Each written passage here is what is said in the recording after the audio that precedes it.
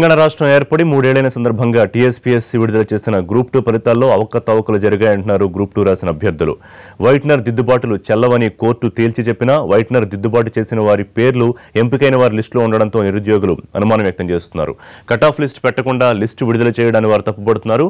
ఒకే exam సెంటర్లో పరీక్ష రాసిన అందరు అభ్యర్థులు సెలెక్ట్ కావడంపై అనుమానాలు వ్యక్తం చేస్తున్నారు.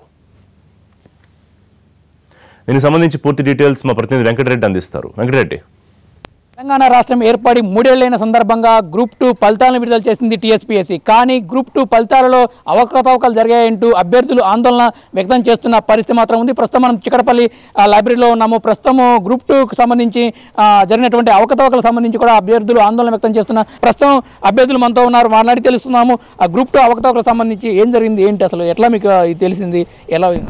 అసలు ఈ దేశంలో లేని ఒక పిఎస్సి అంటే కట్ ఆఫ్ మార్కులు ప్రకటించకుండా లిస్టు పెట్టిన పిఎస్సి ఏదైనా ఉంటే అది టీఎస్పీఎస్సీ ఒకటి మాత్రమే.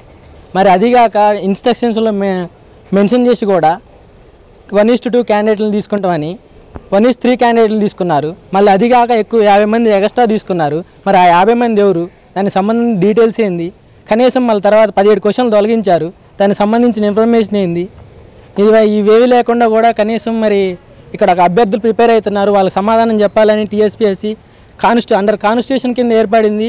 ప్రజలకు సమాధానం చెప్పాల్సిన బాధ్యత వాళ్ళకి లేదా? ఖచ్చితంగా ఇది 100% అన్యాయం జరిగిన మాట వాస్తవం. ఎందుకంటే ఆ జరగాల్సిన ఎగ్జామ్ సరైన ఫార్మాట్లో జరగలేదు. అసలు ఈ ఎగ్జామ్ క్యాన్సిల్ చేసి మళ్ళీ రీ ఎగ్జామ్ పెట్టాలి. అసలు దీంట్లో అసలు ఏం జరుగుతుంది అనేది మాకు ఎంక్వైరీ కమిషన్ వేయాలి దీని మీద. అసలు దీని కరెక్ట్ నేను 3 years అవుతుంది ప్రిపేర్ కాబట్టి. నేను గ్రూప్ 2 ప్రిపేర్ అవుతున్నా.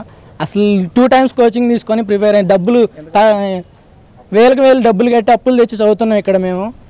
అయినా కొంచెం బాధ్యత లేకుండా ప్రవర్తిస్తున్నారు. బంగారు తెలంగాణ వచ్చిద్దని మాకు జాబులు వస్తాయని మేము ఎన్నో కళ్ళగానే ఇక్కడికి వచ్చి చదువుతుంటే బంగారు కళ్ళని అది మా మొత్తం నాశనం చేసి ఇక్కడ వాళ్ళ పదవులు అస్సలు ఎక్కడ ఏ బోర్డులో లేని అన్ని మెంబర్లు ఇక్కడ ఉన్నారు టీఎస్పీఎస్సీలో. సార్ మీరు చెప్పండి, అంటే ఇవాళ చెట్ల కింద కూర్చొని చదివి ఈరోజు ర్యాంకు రాకపోవడం బాధ కలిగిస్తున్న పరిస్థితి. అంటే నిజంగా అవకతవకలు జరిగాయంటారు, ఎందుకు అసలు మీకు అనుమానం వచ్చింది? వైట్నర్ వాడదని సుప్రీంకోర్టు చెప్పిన తరుణంలో వీళ్ళు కన్సిడర్ చేయడం పట్ల మీరేమంటారు? ఒక్కొక్కరు ఇక్కడికి వచ్చిన స్టూడెంట్స్ అందరూ కూడా ఒక 2-3 సంవత్సరాల నుంచి ఇంట్ల దగ్గర అప్పులు చేసుకొని అందరూ కూడా ఇక్కడ మిడిల్ క్లాస్ వాళ్ళ ఫ్యామిలీస్ 3-4 years నుంచి కోచింగ్లు తీసుకొని ఇక్కడ కూర్చొని చదువుకొని ఒక్కొక్కరికి 425, 430 మార్కులు వచ్చి కూడా కొంత లిస్టులో నేమ్ రాకుండా, కొంతమంది వరుసగా ఏంటంటే కాలేజీలలో వరుసగా 40 members వరుసగా లిస్ట్ నేమ్స్ రావడం, ఇంకా వైట్నర్ ఎలవ్ చేద్దని సుప్రీంకోర్టు తీర్పిచ్చినప్పటికి కూడా వైట్నర్ చక్రపాణి గారు ఈ విధంగా అసలు వైట్నర్ ఉన్న వాళ్ళందరినీ ఎలవ్ చేయడం అందరికి కూడా చాలా మానసికంగా ఇబ్బంది పడింది. ఇక్కడ విద్యార్థుల్ని అసలు పట్టించుకున్న వాళ్ళు కూడా ఎవరు లేరు. అదేవిధంగా కట్ ఆఫ్ మార్క్స్ పెట్టకుండా అసలు లిస్టులో నేమ్ చేయటం, అదేవిధంగా 1:2 అని చెప్పేసి 1:3 ఇవ్వటం, 1:3 కూడా 1:3 కంటే 50 members ఎక్కువ ఇవ్వటం నేమ్స్. సరైన ఇన్ఫర్మేషన్ రిజల్ట్ ఇచ్చాక కూడా మరి దానికి సంబంధించిన విషయం ఏది కూడా బయటకు వచ్చి చెప్పలేదు. చెప్పండి అసలు ఏం జరిగింది? టీఎస్పీఎస్సీలో అక్రమాలు జరుగుతున్నాయని అంటారు. ఎంతకాలం నుంచి ప్రిపేర్ అవుతున్నారు మీరు? ఎట్లా అక్రమాలు? 2013లో వచ్చామండి. ఇప్పుడు 4 years అవుతున్నది.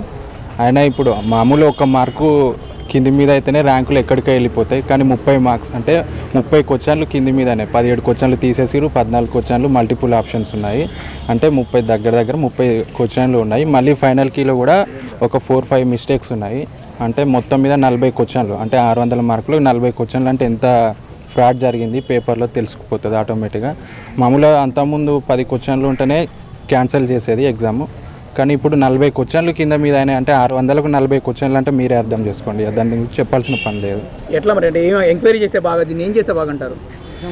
ఏముంది, వాళ్ళు ఆల్రెడీ వాళ్ళు అయిపోయారు కాబట్టి ఇప్పటికీ వాళ్ళు క్యాన్సిల్ చేసి మళ్ళీ రీ ఎగ్జామ్ కండక్ట్ చేయాలని మేము కోరుతున్నాం. ఓకే, మొత్తం మీద మాత్రం ఇటు వైట్నర్ వాడకం కావచ్చు అంటే అనుమతించడం పట్ల ఇటు పెద్ద ఎత్తున కూడా ఆందోళన వ్యక్తమవుతున్న పరిస్థితి కూడా ఉంది. ఇక ముఖ్యంగా కట్ ఆఫ్ మార్కులు ప్రకటించకుండా లిస్టు పెట్టడం కావచ్చు, ఇక మొత్తం కట్ ఆఫ్ మార్కులతో పాటుగా ఇక అభ్యర్థులను 1:3 నిష్పత్తిలో పిలుస్తామని చెప్పి మరొక 50 మందిని అదనంగా పిలవడం అనుమానాలు తావిస్తూ ఉంది.